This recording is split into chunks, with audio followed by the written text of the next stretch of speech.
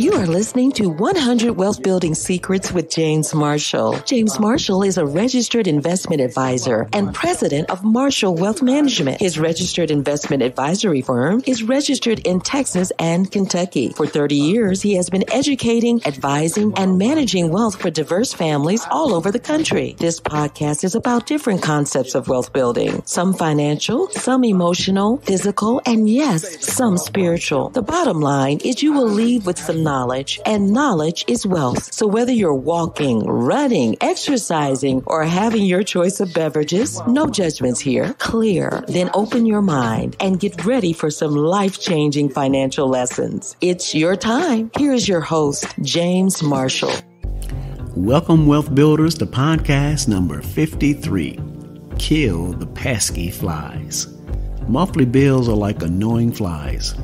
Try to convert as many as you can to annual payments. The choice is yours. You can get with this or you can get with that. You can get with this or you can get with that. Utility bills, phone bill, cable bill, car note, and mortgage payments are examples of bills that are routinely paid on a monthly basis. However, some bills like insurance, memberships, subscriptions, and others can and should be paid annually. Not only is it usually cheaper to pay them annually, but it also takes the strain off of your monthly budget, especially auto and life insurance. This monthly draft often comes with a fee, making the cost of the insurance higher. Now, the good people over at the Motley Crew gave us this example. Say that your insurance company gives you two choices with your annual premium. You can either pay $1,150 in a single payment at the beginning of the period, or you can pay $100 per month for 12 months.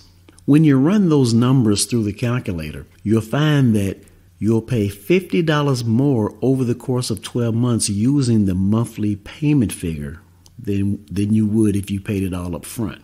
The calculated annual percentage rate is 9.4%. Which means if you went and borrowed $1,150 for a year at 9.4%, the interest would be such that the monthly payments to pay off the loan in 12 months would be $100. If the interest rate is less than what you would pay on a credit card or other loan to pay the balance up front, then it makes sense to use the monthly method.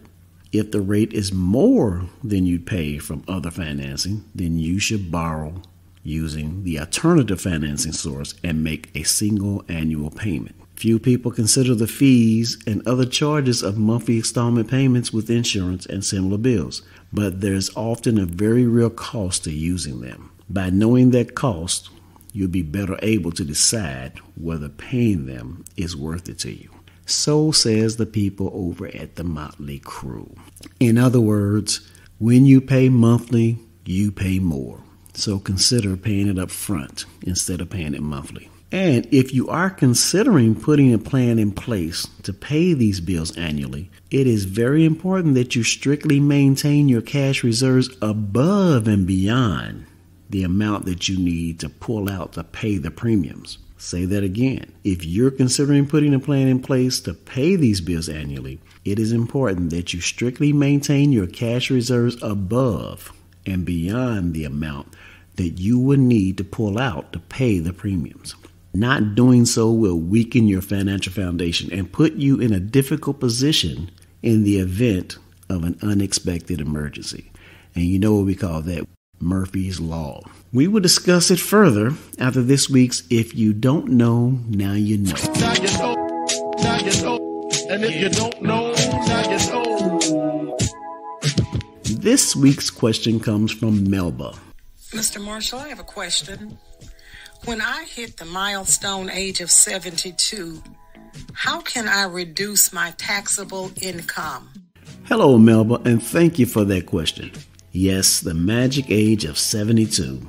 When the federal government makes you start pulling some money from your qualified retirement accounts in order to tax it. Well, Melba, the quick and fast answer is to reduce your expenses so that you can take the minimal income from your investments, thus reducing your taxes. However, it is easier said than done. So there are a few options you might consider. you can transfer your qualified retirement accounts to a Roth IRA, paying the taxes up front, and then after 5 years or age 59 and a half, you can start taking income from the Roth IRA income tax free. This strategy only works if you have time to make up the tax payment through accumulation in the account.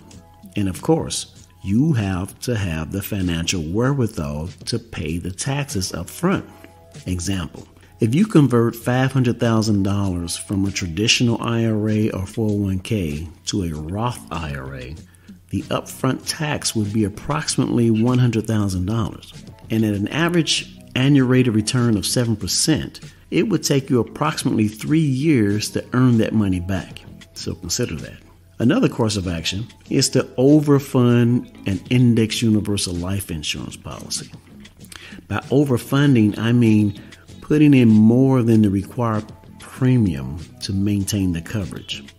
As long as you stay below the modified endowment amount, and this is the amount that causes the policy to be taxed like an annuity, you will be able to pull funds out of the policy income tax free. Now you can do this because life insurance is taxed first in, first out.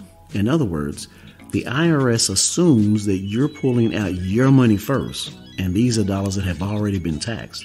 And after you've exhausted those funds, you switch to loans, and loans are not taxable. This is a very powerful way to supplement your retirement income. However, you need time to accumulate enough value in the account to support the withdrawals. Now, you can also consider another approach, which is not so glamorous. It's the non-glamorous use of tax-free municipal bonds to provide you with tax-free income. Municipal bonds are offered by state, county, and city municipalities, and can be federal, state, county, and city income tax-free. These bonds are used to raise money to pay for large projects such as bridges, roads, schools, municipal complexes, and sometimes sports stadiums and arenas. When you buy these bonds, you are loaning money to the municipality with the intention of receiving interest income from your loan or the bond. And then at maturity, the principal is returned to you. These interest payments or income is often triple tax-free to entice investors to buy the bonds. Since they tend to pay low interest rates, they need that added benefit. This approach requires a substantial balance to generate reasonable income.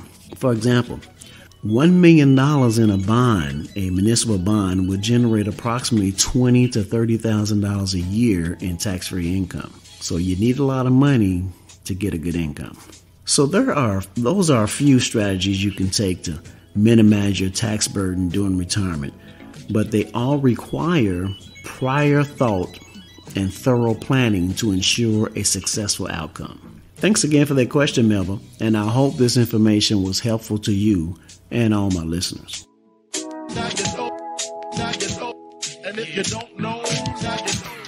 Now back to the matter at hand. One of the biggest ways to reduce your monthly expenses is to pay your real estate taxes and homeowners insurance by converting to annual pay instead of monthly pay. Instead of escrowing it through your mortgage payments, paying it as a separate bill will free up money on a monthly basis by reducing your premium. You can pay the taxes and insurance out of your savings and greatly reduce your monthly mortgage payment. Just keep in mind that taking this approach puts the responsibility on you to make those payments. So you have to make sure that you have the funds in your account to do so. And just like with everything else I talk about regarding building wealth and wealth building strategies, it all comes down to planning and execution. So write it down and get it done. I'm flossing what I learned. I'm trying to share the wealth. My business trying to grow, so I'ma need some help. I'm flossing what I learned. I'm trying to share the wealth. See, in this game it's kind of hard to do it by yourself. Today's definition is Roth IRAs. What is a Roth IRA? A Roth IRA is an individual retirement account that allows qualified withdrawals on a tax-free basis if certain conditions are satisfied. It was established in 1997 and named after William Roth, a former U.S. Senator from Delaware. Roth IRAs are similar to traditional IRAs, with the biggest distinction between the two being how they're taxed. Roth IRAs are funded with after-tax dollars. This means that the contributions are not tax deductible. But once you start withdrawing funds, the money is tax-free. Conversely, traditional IRA deposits are generally made with pre-tax dollars. You usually get the tax deduction on your contributions and pay income taxes when you withdraw the money from the account during retirement. This and other key differences makes the Roth IRA a better choice than traditional IRAs for some retirement savers. The key takeaways to remember about Roth IRAs is a Roth IRA is a special individual retirement account where you pay taxes on money going into your account, and then all future withdrawals are tax-free. Roth IRAs are best when you think your marginal taxes will be higher in retirement than they are right now. You can't contribute to a Roth IRA if you make too much money. In 2021, the limit for singles is $140,000. In 22, the limit is $144,000. For married couples filing jointly, the limit is $214,000 in 2022. The deductible amount that you can contribute changes periodically. In 2021 and 2022, the contribution limit is $6,000 a year unless you are age 50 or older. Then you can do a catch-up deposit and do $7,000 per year into your Roth. Almost all brokerage firms, both brick and mortar and online, offer a Roth IRA. So do most banks and investment companies. So just remember, similar to other financial retirement plan accounts, the money invested within the Roth IRA grows tax-free. However, a Roth IRA is less restrictive than other accounts. The account holder can maintain the Roth IRA indefinitely, and there is no required minimum distributions. So when you reach age 72, you do not have to pull money out. And that's unlike what you have with the 401k and the traditional IRA. There you have it. Now you know what a Roth IRA is. And until next time, keep building wealth. Peace. You have been listening to 100 Wealth Building Secrets with James Marshall. Keep increasing your knowledge by going to marshallyourmoney.com and check out our educational videos, newsletters, and calculators. There you can also sign up for your free copy of his book, 100 Wealth Building Secrets. Like this podcast and follow it on podbean.com. You can also follow us on social media platforms: Facebook, Black Family Wealth, Twitter, James Marshall at Marshall Wealth, Instagram, Marshall Wealth, LinkedIn, James Marshall, and on YouTube, James Marshall Financial Educator. Email your questions or thoughts to James at marshallyourmoney.com. Thank you for listening. And remember, we build wealth one family at a time. I know you can. I teach you how to save. Don't waste your money, but bank your money. Don't spend your ends. I teach you how to save. Your bank account will be spilling out with them dividends. I teach you how to save. Rule number one: if it ain't making money, it ain't making sense.